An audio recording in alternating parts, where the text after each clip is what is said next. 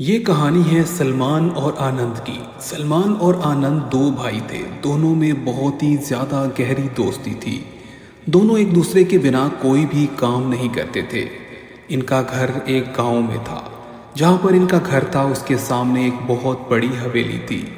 उस हवेली के हवाले से मशहूर था कि ये ख़तरनाक जिन्नात और भूतों की हवेली है। आनंद और सलमान हमेशा से सोचते थे कि ऐसा कुछ भी नहीं है।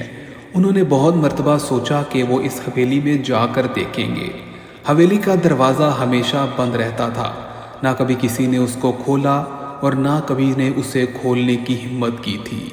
दोस्तों, आनंद और सलमान ने एक रात चुपके से सोचा कि वो रात जब गहरी हो जाएगी तो दोनों खामोशी से निकलेंगे और इस पुरानी हवेली में जाकर देखेंगे कि क्या वाकई इसके अंदर बहुत ज़्यादा भूत और जिन्नात हैं।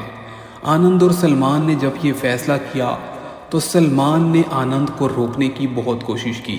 सलमान का दिल बहुत छोटा था, वो घबरा जाता था। उसने कहा अगर वहाँ पर वाकई भूत और जिन्नात हुए तो वो हमें काबू कर लेंगे और हमें मार खाएंगे।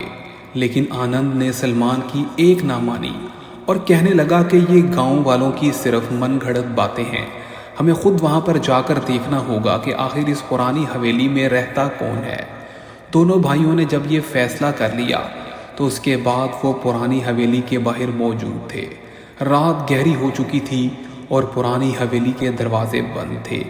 आनंद ने एक वट्टा पकड़कर जोर से दरवाजे पर दे मारा और फिर उसके साथ खिड़की पर भी मारा तो खिड़की के शीशे टूट गए।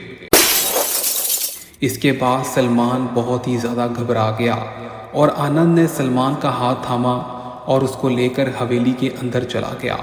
अंदर जाते ही तेज़ हवाएं चलने लगी और ऐसे लगा जैसे बाहर बारिश हो रही हो। अचानक से बादल गरजने लगे और हवेली की दीवारें हिलने लगी। आनंद और सलमान यूं तो कपकपाने लगे, मगर आनंद ने कहा सलमान तुम्हें घबराने की ज़रूरत नहीं, मैं तुम्हारा बड़ा भाई हूँ और मैं तुम्हारे साथ हूँ। इसके बाद वो दोनों आगे बढ़ गए।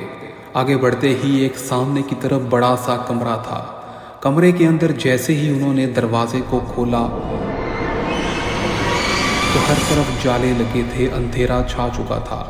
हवेली के अंदर सिर्फ पीली लाइटें जल रही थी। ये बत्तियां भी अचानक से जलवलाने लगी और कुछ ही देर बाद मुकम्मल अंधेरा छा गया। थोड़ी देर में फिर खामोशी छा गई और उसके बाद आनंद और सलमान ने एक ज़ोरदार चीख की आवाज़ सुनी। उन्होंने जैसे ही मुड़कर देखा तो पीछे एक बहुत ख़तरनाक चेहरे वाला बुज़ुर्ग खड़ा था, जो दिखने में तो बुज़ुर्ग बाबा था मगर दिखने में एक भूतनुमा भी लगता था। उसके लंबे लंबे दांत थे और उसके हाथ में एक तलवार थी और उस तलवार के ऊपर लिखा हुआ था आदम। और ये आदम कोई और नहीं था, ये सलमान और आनंद के वालिद का नाम था आदम, जिसने एक मर्तबा इस बूढ़े शख्स को किसी वजह से कत्ल कर दिया था और अब ये यहाँ पर इनसे बदला लेना चाहता था। और यही वो भूत था जो अपनी हवेली में किसी को आने नहीं देता था। तभी उसने एक ही वार किया और सलमान का गला काट दिया। आनंद के तो जैसे होश उड़ गए और वो चीखने और चिल्लाने लगा। तभी उसने वहाँ से भागने की कोशिश की, मगर उस भूत बाबा ने उसको पकड़कर उसकी टांग काट दी। दोस्तों, ये ख़तरनाक खेल यहीं ख़त्म नहीं हुआ। इसके बाद वहाँ से बहुत चीखों की आवाज़ें आईं और पूरे गांव के लोग हवेली के बाहर जमा हो गए। और उसके बाद लोगों ने जब ढूंढने की कोशिश की तो सलमान और आनंद कहीं नहीं मिले।